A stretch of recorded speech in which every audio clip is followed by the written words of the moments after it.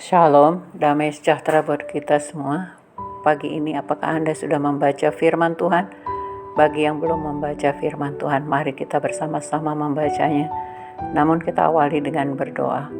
Bapa Surgawi, Bapa yang kami sembah dalam Yesus Kristus, puji dan syukur serta terima kasih kami naikkan bagimu. Tuhan selalu baik bagi kami, di mana sepanjang istirahat kami, Tuhan yang melindungi kami pagi ini. Tuhan izinkan kami boleh melihat hari yang baru. Terima kasih Bapa, sebelum kami memulai aktivitas kami mau membaca sebagian dari firman-Mu. Berkati firman-Mu, berkati hati kami agar sungguh kebenaran-Mu boleh menjadi kekuatan dalam hidup kami. Berkata-katalah Tuhan melalui kebenaran firman-Mu, kami siap mendengarkannya. Dalam nama Tuhan Yesus kami mengucap syukur. Haleluya, amin. Firman Tuhan yang boleh kita renungkan hari ini saudaraku terambil dari Kitab Yohanes 15 ayat 12 sampai 14. Inilah perintahku, yaitu supaya kamu saling mengasihi, seperti aku telah mengasihi kamu. Tidak ada kasih yang lebih besar daripada kasih seorang yang memberikan nyawanya untuk sahabat-sahabatnya. Kamu adalah sahabatku, jikalau kamu berbuat apa yang kuperintahkan kepadamu.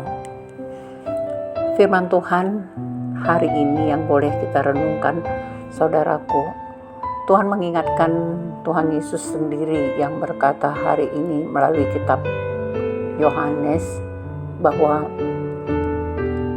inilah perintahku, yaitu supaya kamu saling mengasihi. Nah, inilah yang dituntut bagi kita sebagai orang yang percaya kepada Tuhan Yesus, bahwa Dia sudah memberikan keselamatan bagi hidup kita. Jaminan hidup kita, keselamatan yang diberikan Tuhan Yesus itu sudah menjadi milik orang yang percaya.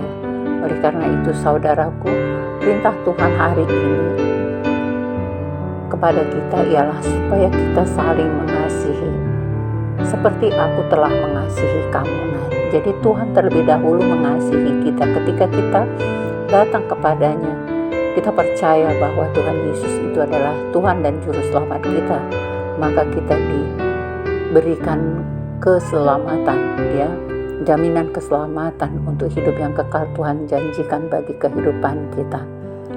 Tidak ada kasih yang lebih besar daripada kasih seorang yang memberikan nyawanya untuk sahabat-sahabatnya. Nah, memang barangkali kalau kita hidup di dunia ini, kita punya sahabat-sahabat yang karib, yang biasanya bisa tempat curahan hati kita.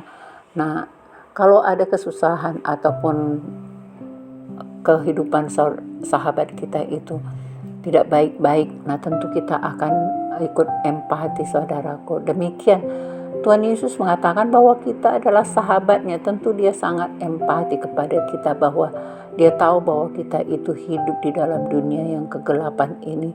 Ya, sering sekali orang terjatuh ke dalam dosa karena dosa sudah menjadi turun-temurun di dalam kehidupan manusia sejak Adam dan Hawa. Oleh karena itu Tuhan tahu kita tidak sanggup melepaskan diri kita dari dosa. Oleh karena itu Dia datang sebagai manusia untuk menunjukkan kasih-Nya kepada kita. Ya, tidak ada kasih yang lebih besar daripada kasih seorang yang memberikan nyawanya untuk sahabat-sahabatnya. Nah, Tuhan Yesus sudah rela mati untuk disalibkan, saudaraku, untuk menebus dosa-dosa kita. Kita disebut bukan lagi hamba, ya, karena selama ini kita adalah hamba karena kita diikat oleh dosa.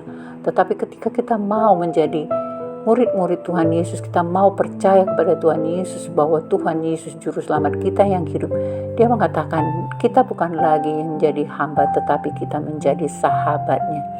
Kamu adalah sahabatku jikalau kamu berbuat apa yang kuperintahkan kepadamu. Nah, tentunya ketika kita sudah dianggap menjadi sahabat, maka ada perintah yang harus kita lakukan, yakni jikalau kamu berbuat apa yang kuperintahkan kepadamu. Nah, apa perintah Tuhan dalam hidup kita? Kembali kita kepada ayat yang di atas tadi, saudaraku, yakni ayat 12.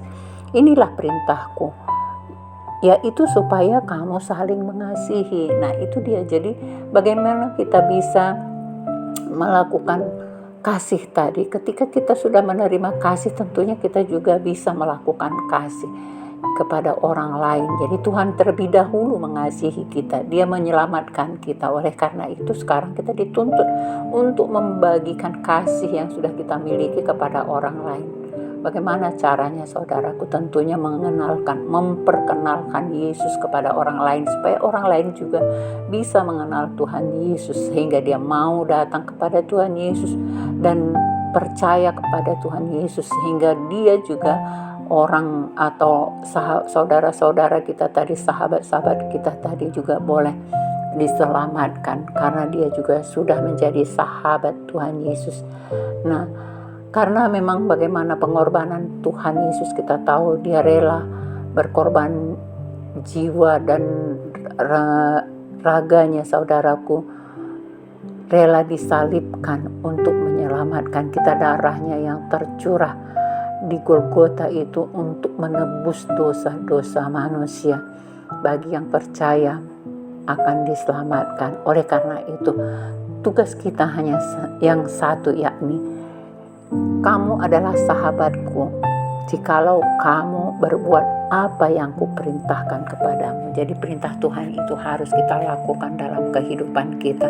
Harus saling mengasihi satu dengan yang lain. Jangan kita hanya kita sendiri saja yang mau diselamatkan, saudaraku, tetapi kita mau semua orang juga diselamatkan, ya. Oleh karena itu mari kita lakukan. Kita baca firman Tuhan setiap hari supaya kita tahu apa isi hati Tuhan dalam kehidupan kita. Jangan kita membayangkan bahwa kita berpikir begini, yang itu yang untuk menyelamatkan orang-orang supaya bisa percaya kepada Tuhan Yesus, itu kan tugas hamba Tuhan, ya, atau pendeta, ataukah dia majelis gereja, atau dia sebagai PI, ya, yang bertugas melayani penginjilan atau penginjil, ya, atau ditasyer. Nah, hanya itu saja. Tetapi hari ini sudah Tuhan katakan bagi kita, saudaraku, siapapun kita yang mendengar firman Tuhan hari ini, Tuhan katakan, ya, bahwa kamu adalah sahabatku jikalau kamu berbuat apa yang kuperintahkan kepadamu. Nah, itu firman Tuhan hari ini bagi kita. Kita adalah sahabat Tuhan ketika kita mau melakukan perintahnya. Apa perintahnya tadi? Di sini kita lihat, inilah perintahku, yaitu supaya kamu saling mengasihi seperti aku telah mengasihi kamu. Nah, ini dia, saudaraku. Tuhan tidak mau kita itu satupun yang binasa. Oleh karena itu kita sendiri ketika kita sudah mengenal Tuhan Yesus, kita mau selalu membaca firman Tuhan, kita mau merenungkan firman Tuhan. Mari kita bagikan lagi firman yang sudah kita terima itu, yang sudah kita dengar itu, kita bagikan kepada orang lain yang belum mengenal Tuhan Yesus, yang belum mendengar Tuhan Yesus, atau yang sedang lemah iman percayanya, supaya mereka juga boleh dikuatkan, boleh diselamatkan, bagi yang mau menerima Kristus sebagai Tuhan dan Juru Selamatnya. Demikian firman Tuhan yang boleh kita renungkan hari ini, saudaraku. Mari kita berdoa. Terima kasih Tuhan atas firman-Mu hari ini. Engkau sudah memerintahkan bagi kami, orang yang sudah mengenal Engkau, yang sudah percaya kepadamu, bahwa Tuhan Yesus adalah Juru Selamat kami yang hidup. Engkau mengatakan bahwa kami bukan lagi hamba, tetapi kami adalah sahabat Tuhan.